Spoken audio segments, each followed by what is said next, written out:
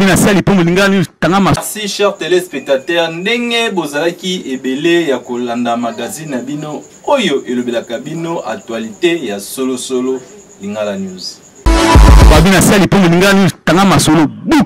Lelo tokofongola na politique et pe wapi papa mokonzi oyo babengi Félix Antoine Tshisekedi Tshilombo akendeki kofongola lancement oyo ya campagne 2023-2024 Bolanda.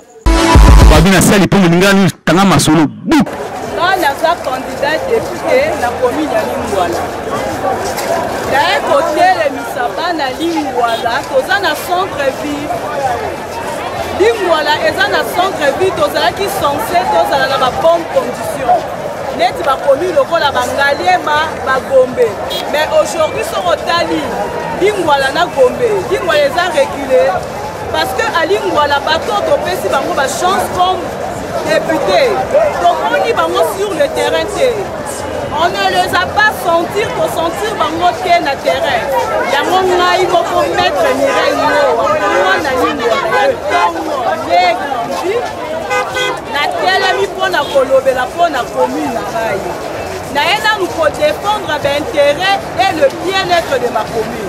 Dans un besoin, Lingwala, ma projet na biso, et dans la exécuter.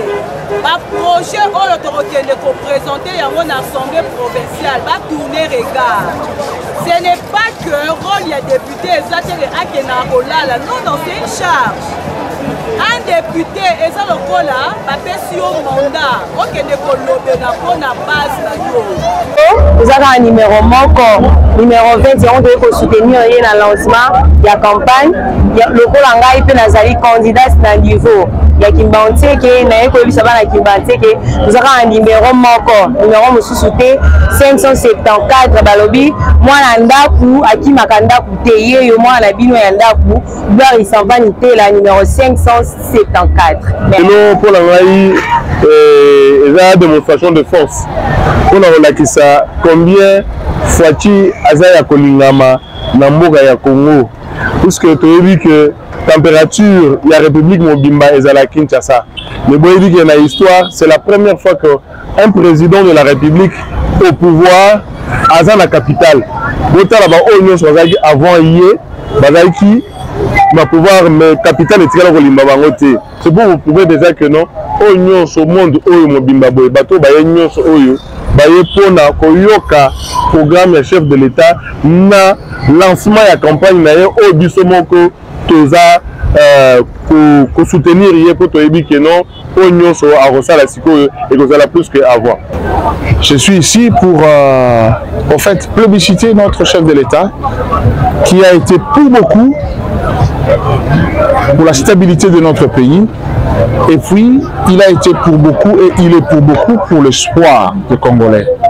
Voilà pourquoi le premier jour du lancement de la campagne pour les élections de 2023, décembre 2023, nous sommes là pour plébisciter au fait notre icône, notre candidat, le chef de l'État, j'ai cité Félix Antoine Tshisekedi Tshilombo, numéro 20, pour que nous puissions avoir un Congo nouveau et le Congo est en marche.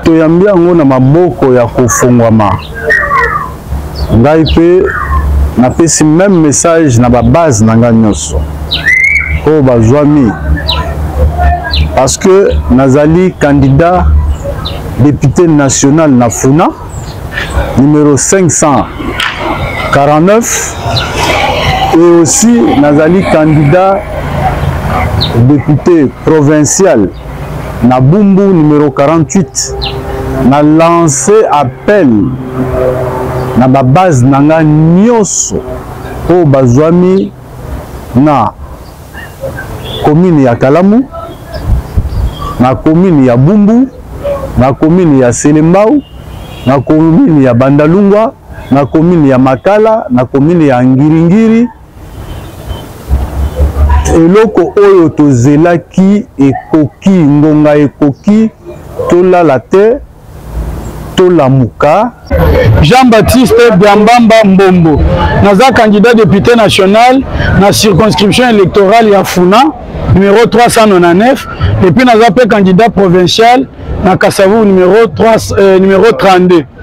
Nazali moko na cadre un regroupement politique Alliance des élites au service du peuple. C'est ce regroupement dans la gestion et la campagne électorale ya mokonzi mboka na circonscription électorale au Abisso. Talatina nini na kolandisa monde d'ordre la famille politique ya mokonzi mboka Félix Antoine Tshisekedi Tshilombo ozo lancé officiellement campagne na ye lelo. Il y a de quoi biso nyonso toza sima chef de l'État et sengeli toya pour être tous vision na ye to bandeni na ya ko répercuter yango na ba base na biso et puis tous au monde d'ordre le la campagne électorale les bandalelo.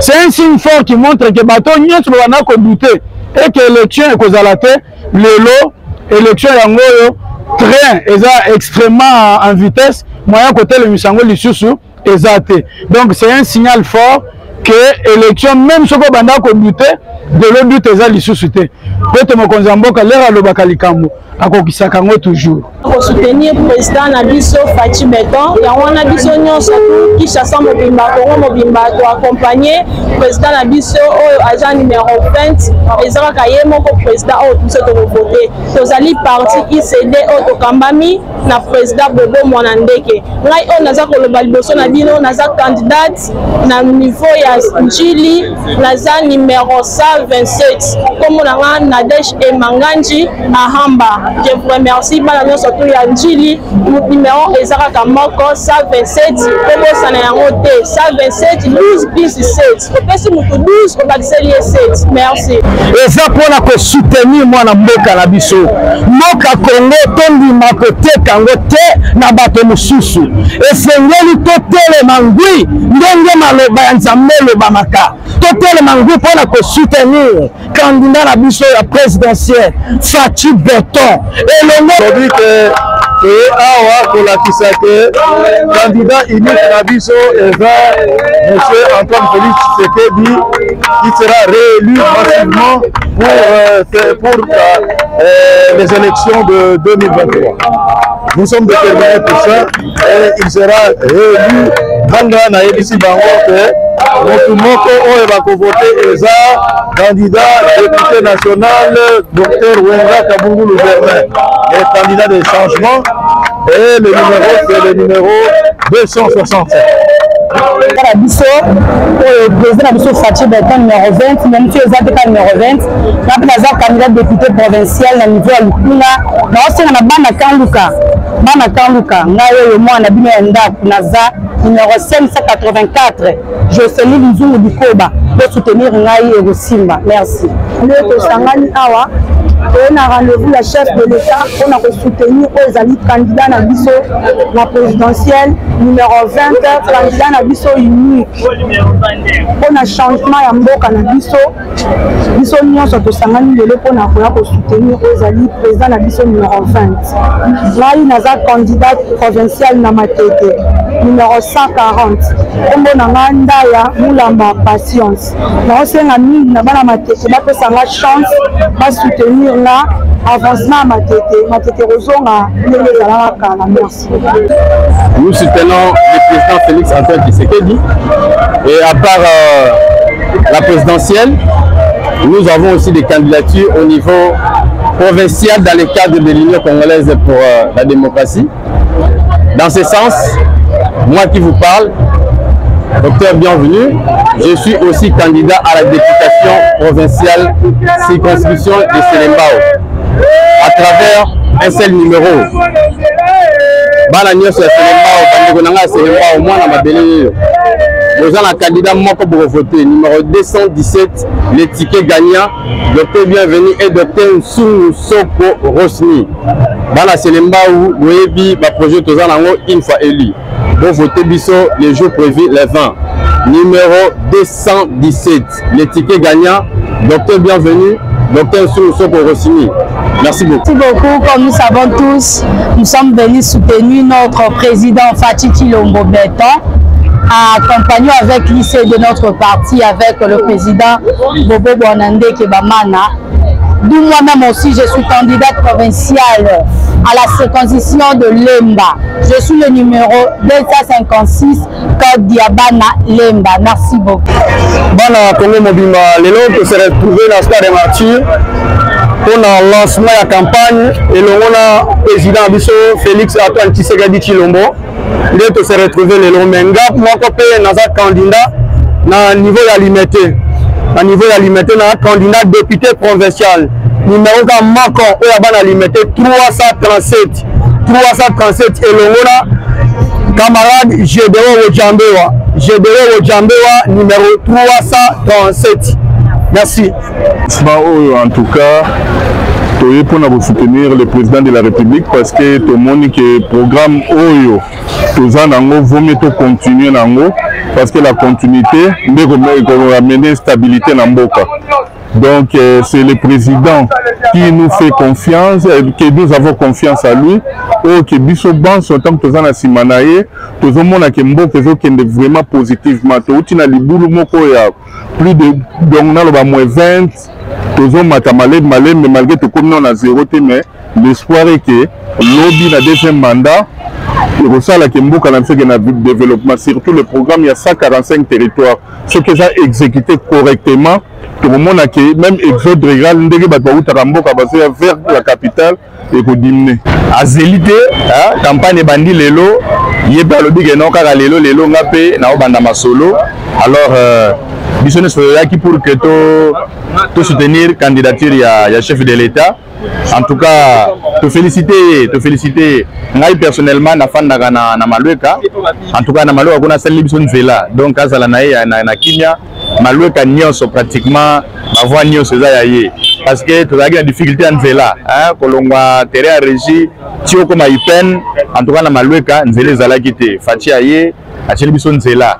Même si le domaine mususu etikali abakisel so moi eloko, mais en tout cas toujours encourager parce que mieux vaut au abandi déjà quelque chose par rapport à abandi na no côté. Loko la bandi déjà quelque chose, faut donc chaye maboko pour que akende. Donc Malueka tout fati zala na okimia, Malueka tout ezana simana yo nzela wana, route nzolana, pompage ipen, en tout cas ibakiseli yo ba voix ibélé.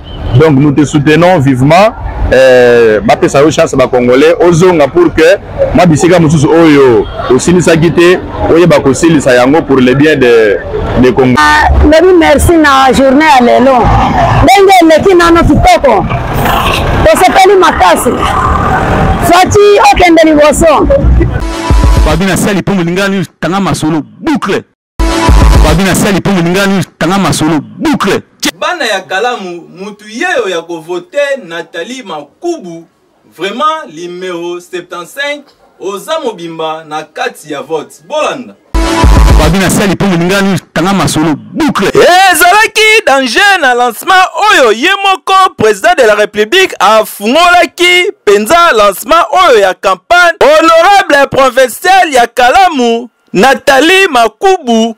Numéro 75, penza bon voté kaka numéro oyo 75 ayebisaki ba lecteur na ye penza ya Kalamu bon fongola misu botala numéro oyo bien bon voté kaka numéro oyo alobi boye na micro ya Lingala News.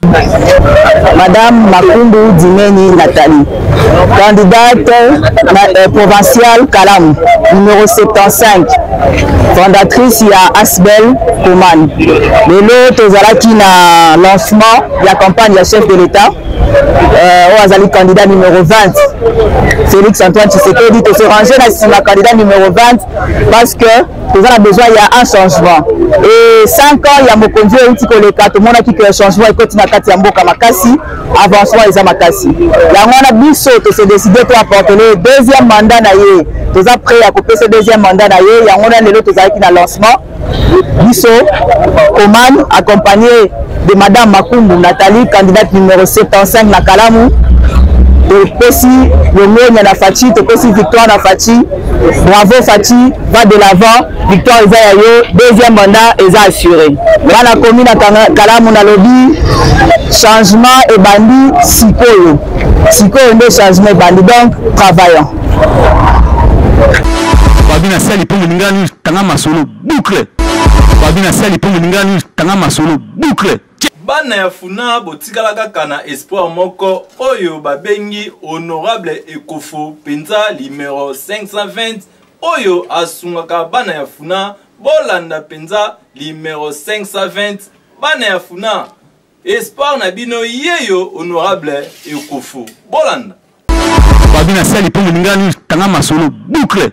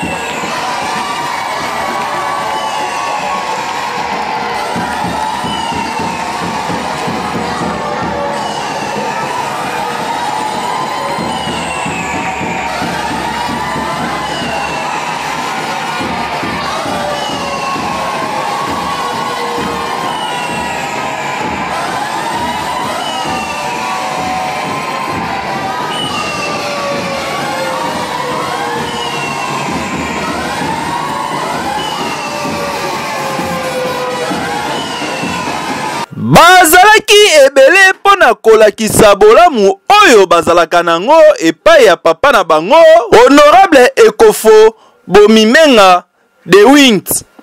Vraiment basepeli mingi pona ye asungaka bango na district ya Funa. Tala ba jeune ya Funa pe ba mama na ba tala ba jeune ya Funa pe ba papa na ba mama balobi kaka ye na Funa.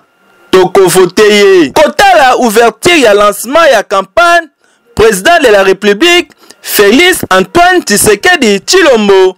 Vraiment afongolaki yango na elengi nyoso penza ndenge elekaki kitoko pe elengi kaka vraiment kaka ndenge ezalaka. Kaka na tango mokie ye moko espoir ya Funa oyo babengi honorable Ekofo Bomimenga de 8 voté numéro oyo 520 penza bana ya Funa botala mutu mususu te botala nde numéro oyo 520 poye asungaka ba mama ba jeune nyoso na ba papa ma honorable Ekofo Bomimenga de 8 asololaka bien penza ba lecteur na ye ya Funa bo voté numéro oyo 520 na Funa. Ebongo kokota ya ye moko honorable Ekofo Bomimenga de 8 ezalaki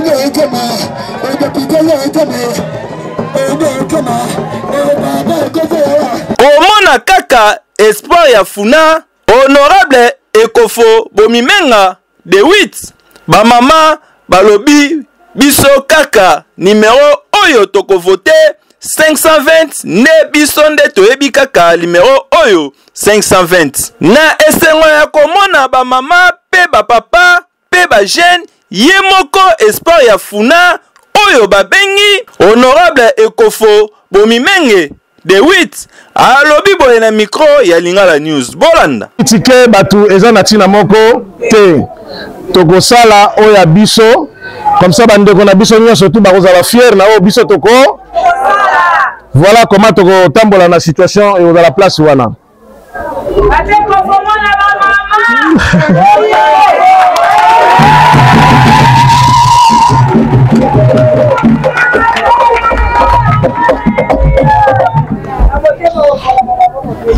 bandeko nakanisi lobby avant nazonga nakotaki na parcelle moko il y avait une trentaine de personnes ba maman balobaki belé balobaki et ça là vraiment plaisir makasi avant-hier na yambaki ba maman moko ba maman bakotala ngai awa mine bien mitano mais nazaki très occupé mais après na tongo nango nalala tellement bien te pour ba maman yaki mais nayaki disponible te et je n'ai moi muke na tongo na 6 heures so maman ba ali ba bina ndo luka bonga mona bandako na bango pour na respect ya boma voilà ngai nazana bino lelo takasi tozwa temps ya eleka mama mingi te lelo na sabino bo voter numéro 520 de Ekofo Bomimenga B8 nakanisi kombo ezali facile parce que kombo elewete linele ki sommet donc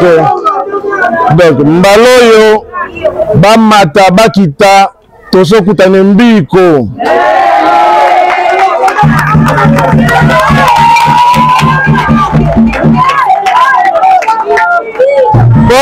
balinga te tokokota parler du peuple et puis nakozala maire eli na Funa nyakomaleko nyakoma batika banelekane naozala na bino nasengi bino mingi mama merci beaucoup parti na ngai eza Ardev viva Ardev viva Ardev viva viva Ekofo Bomimenga viva Ekofo Bomimenga viva Ekofo Bomimenga viva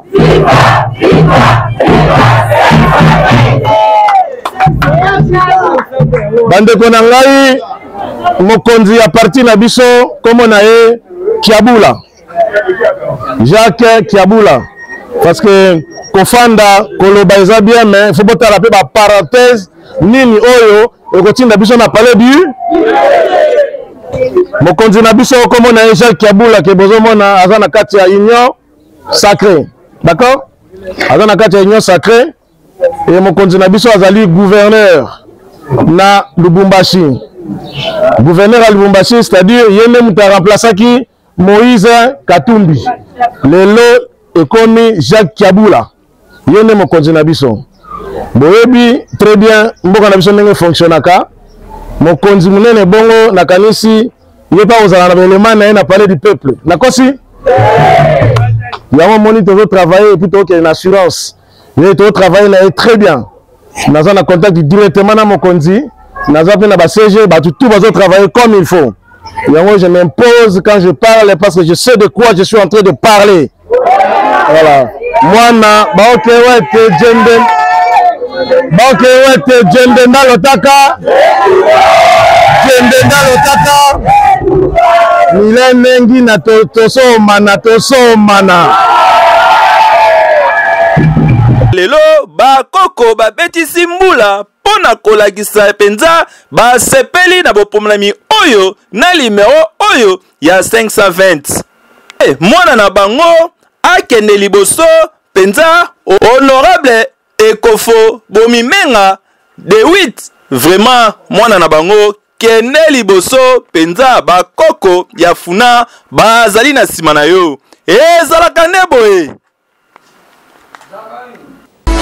babina sali pongo lingani tanga masolo boucle sengeli mwana nyonso koyeba ke dimanche awa na église Christ et compagnon penza na mukuse Crisco o ezali na commune ya Kinshasa pe na avenue Songololo 135 e bandaka na tongo penza na 7h juste pe esilaka na 10h juste et pa ya ye moko presbytère pasteur titulaire Raphaël Vubu ne oza mobimba bolanda ndenge mateya ezalaki babina sali pongo lingani tanga masolo boucle. Le Seigneur ne tarde pas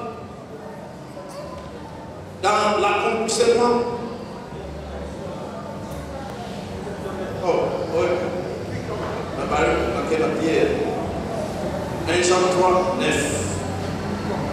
Quiconque est né de Dieu ne pratique pas les péchés. Alléluia. La ligne place. Pour comprendre l'âme pour la beauté de l'ensemble. Il ne pratique pas le péché. Aoueli pour le bateke, à Koki pour Soumkate, à Boko il a des Soumute. Mais ici on parle de pratique, on va pratique. Parce que ça va battre, parce qu'on a eu moins d'ensemble. Mais à Kangama na l'Issoum Moko, l'Issoum Wane de Koma Finaye. Le Boutan, moi d'ensemble, ce qu'on a imité, alors qu'on s'est relié. Ce qu'on a concité, qu'on a eu, journée Wana, et l'équipe m'a payé. Ce qu'on a finité, ce qu'on a comité, l'Issoum Oyo. Au salaka colonios et pas d'ailleurs et comme pratique. Et au salate, on s'est disqualifié, on s'est moins ensemble. Namokini,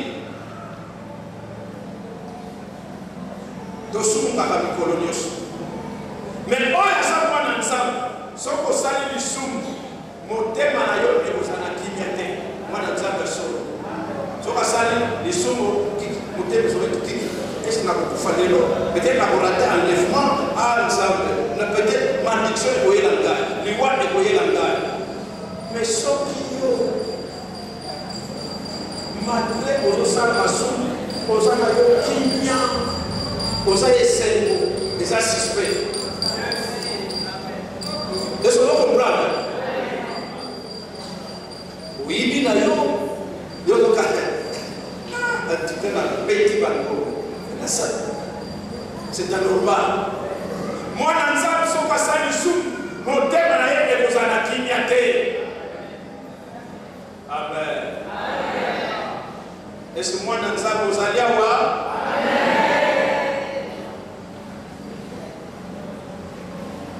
Oh, il y a autant d'ensemble à ce que vous pratiquez ma soumoute.